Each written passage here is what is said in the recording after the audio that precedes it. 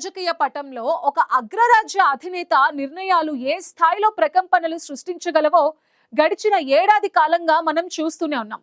2025 జనవరి 20న Donald Trump రెండోసారి America అధ్యక్షుడిగా ప్రమాణ స్వీకారం చేసిన నాటి నుంచి ప్రపంచం ఒక నిరంతర అనిశ్చితిలో కొట్టుమిట్టాడుతోంది. తన తొలి ఏడాది పాలనలో రోజుకొకటి చెప్పున 365 విజయాలు సాధించానని ట్రంప్ గొప్పలు చెప్పుకుంటుంటే, క్షేత్రస్థాయిలో మాత్రం అది దేశాధినేతలకు ఒక పీడకలలా, వాణిజ్య రంగానికి ఒక గండంలా మారుతోంది.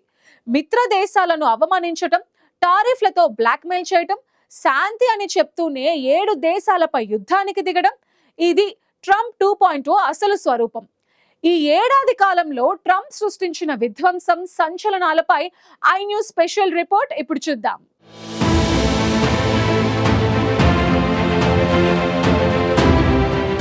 డొనాల్డ్ ట్రంప్ 2.0 అమెరికా అధ్యక్షుడిగా ట్రంప్ రెండోసారి ప్రమాణ స్వీకారం చేసి ఏడాది గడిచింది. అయితే ఇది కేవలం ఒక పాలనా కాలం కాదు, ప్రపంచం మొత్తానికి ఒక నిద్రలేని పీడకలగా మారుతోంది. ట్రంప్ తొలి 12 నెలల పాలన ఒక్క అమెరికాకే కాదు, అంతర్జాతీయ వ్యవస్థ మొత్తానికి అనిశ్చితి, అయోమయం, భయాన్ని మిగిల్చింది. 2025 జనవరి 20న ప్రమాణ స్వీకారం చేసిన నాటి నుంచే ఆచితూచి అడుగులు వేయాల్సిన అగ్రరాజ్యాధినేత మితిమీరిన దూకుడుతో, విచక్షణ లేని నిర్ణయాలతో ప్రపంచాన్ని వణికిస్తున్నారు. రోజుకొక వివాదం, వారానికొక ఘర్షణ అన్నట్టుగా ట్రంప్ పాలన సాగుతోంది. ఈ క్రమంలో అమెరికా అనే దేశానికి ప్రపంచంలో ఉన్న గౌరవం, విశ్వసనీయత, అగ్రరాజ్యంగా దానికి ఉన్న పరువు ప్రతిష్టలు తీవ్రంగా దెబ్బతింటున్నాయి. నోటికొచ్చినట్లు మాట్లాడడం, చౌకబారు వ్యాఖ్యలు చేయడం ట్రంప్కి ఇప్పుడు ప్రత్యేక గుర్తింపుగా మారిపోయాయి. దౌత్య మర్యాదలు, అంతర్జాతీయ రాజకీయాల్లో పాటించాల్సిన సంయమనం అన్నవి ఆయన డిక్షనరీలో లేవన్నట్లుగా ప్రవర్తిస్తున్నారు. మీడియా సాక్షిగా ఇతర దేశాధినేతలను అవమానించడం, బెదిరింపులకు దిగడం ద్వారా అమెరికా అధ్యక్ష పదవిని చిన్నబుచ్చేలా చేశారు ట్రంప్.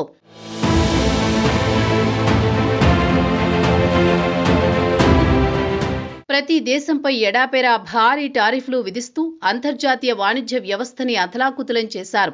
మాట వినని దేశాలను శిక్షించేందుకు టారిఫ్లు అనే అస్త్రంగా మార్చుకున్నారు. మిత్రులు, శత్రువులు అన్న తేడా లేకుండా సుంకాల బాధుడు మొదలుపెట్టారు. తన తొలి ఏడాది పాలనా ఘనతలపై మీడియాతో మాట్లాడిన ట్రంప్ 1:40 నిమిషాల పాటు ఏకపక్షంగా గొప్పలు చెప్పుకున్నారు. 365 రోజుల్లో రోజుకు ఒకటి చొప్పున 365 విజయాలు సాధించానని స్వయం స్తుతులకు పాల్పడ్డారు. అయితే ఆ ప్రసంగమంతా గణాంకాల కన్నా అబద్ధాలే ఎక్కువగా ఉన్నాయని అమెరికన్ మీడియానే తేల్చింది. అమెరికాను ఆర్థిక కష్టాల నుంచి బయట పెట్టానని చెప్పుకున్న ట్రంప్ వాస్తవానికి సగటు అమెరికన్పై అదనపు భారం మోపారని యేల్ యూనివర్సిటీ బడ్జెట్ ల్యాబ్ లెక్కలు చెబుతున్నాయి.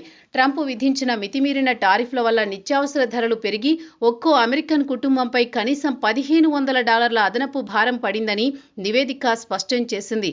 అయినా సరే తన పాలన అద్భుతం అంటూ ట్రంప్ చెప్పుకోవడం ఆయన రాజకీయ శైలికి అద్దం పడుతోంది. టారిఫ్లు ఈ ఏడాది పొడవునా ట్రంప్కు అత్యంత ఇష్టమైన పదం ఇదే అంటే అతిశయోక్తి కాదు. సగటున అమెరికాతో వాణిజ్యం చేస్తున్న ప్రతి దేశంపైన కనీసం 10% అదనపు సుంకాలు విధించారు. భారత్పై అయితే ఏకంగా 50% వరకు టారిఫ్లు బాదుడు పడింది.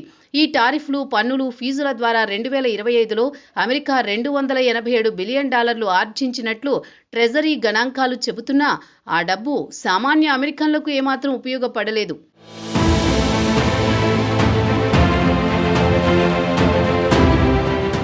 దౌత్య మర్యాదల విషయంలో అమెరికాకు ట్రంప్ తీవ్రంగా నష్టం చేశారు.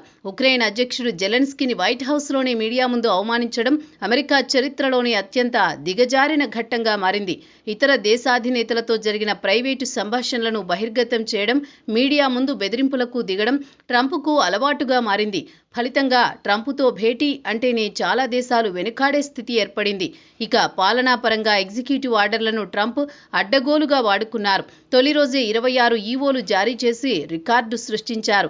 తొలి టర్మ్లో 4 ఏళ్లలో 220 ఈవోలు ఇస్తే, రెండో టర్మ్లో తొలి ఏడాదిలోనే 228 ఈవోలు జారీ చేశారు. రాజ్యాంగ పరిమితులను కూడా లెక్క చేయకుండా ఇచ్చిన ఈ ఉత్తర్వులన్నీ కోర్టుల్లో కేసులుగా మారాయి. పర్యావరణ పరిరక్షణ విషయంలో అయితే ట్రంప్ అమెరికాను పూర్తిగా వెనక్కి నెట్టేశారు. ప్యారిస్ ఒప్పందం నుంచి తప్పుకోవడం, బైడెన్ హయాంలో జారీ చేసిన 30కి పైగా పర్యావరణ ఎగ్జిక్యూటివ్ ఆర్డర్లను రద్దు చేయడం, సముద్రాల్లో 25 లక్షల చదరపు కిలోమీటర్ల పరిధిలో ఆఫ్ షోర్ డ్రిల్లింగ్కు అనుమతి ఇవ్వడం, ఇవన్నీ భవిష్యత్తు తరాలకు ముప్పుగా మారే నిర్ణయాలేనని విశ్లేషకులు చెబుతున్నారు.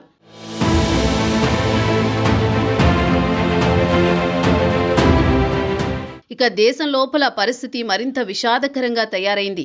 ప్రభుత్వ రంగంలో కేవలం 10 నెలల్లోనే 3.17 లక్షల ఉద్యోగాలను తొలగించారు. ఎలన్ మస్క్ సారథ్యంలో ఏర్పాటైన డిపార్ట్మెంట్ ఆఫ్ గవర్నమెంట్ ఎఫిషియన్సీ పేరుతో వ్యయ నియంత్రణ ముసుగులో ఉద్యోగులపై వేట మొదలైంది. డైవర్సిటీ, ఈక్విటీ, ఇంక్లూజన్ కార్యాలయాలకు తాళాలు వేసి అంతర్జాతీయ అభివృద్ధి విభాగాన్ని నామరూపాలు లేకుండా చేశారు. మొత్తంగా చూస్తే డొనాల్డ్ ట్రంప్ 2.0 అనేది ఒక పాలన కాదు, ఒక ప్రపంచ రాజకీయ ప్రయోగం. ఆ ప్రయోగంలో గెలుపు కన్నా నష్టాలే ఎక్కువగా ఉన్నాయి. అగ్రరాజ్యానికి నాయకత్వం వహించాల్సిన వ్యక్తి తన మాటలతో, తన చర్యలతో ప్రపంచాన్ని భయపెడుతూ అస్థిరత వైపు నడిపిస్తున్నాడన్న భావన బలపడుతోంది. మరోవైపు ట్రంప్ వైఖరిపై అమెరికాలో చాలా ప్రాంతాల్లో నిరసనలు కూడా చోటు చేసుకున్నాయి. అయినప్పటికీ ప్రజల నుంచి వచ్చే వ్యతిరేకతను పట్టించుకోకుండా ట్రంప్ దూసుకుపోతున్నారు. ఇంకా 3 ఏళ్ల పాలనలో ట్రంప్ ఎలాంటి నిర్ణయాలు తీసుకుంటారనేది వేచి చూడాలి.